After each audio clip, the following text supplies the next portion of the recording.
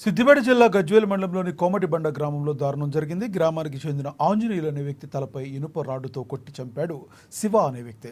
తీవ్రంగా గాయపడ్డ ఆంజనేయులు స్పాట్లోనే చనిపోయాడు.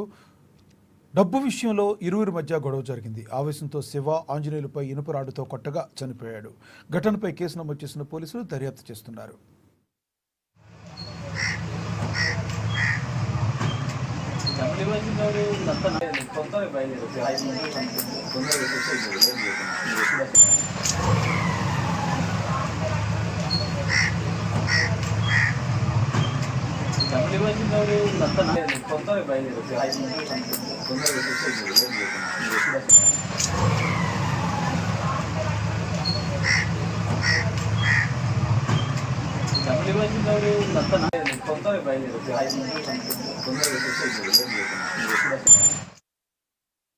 వికారాబాద్ జిల్లా దోమ మండలం మైలవరం గ్రామంలో దారుణ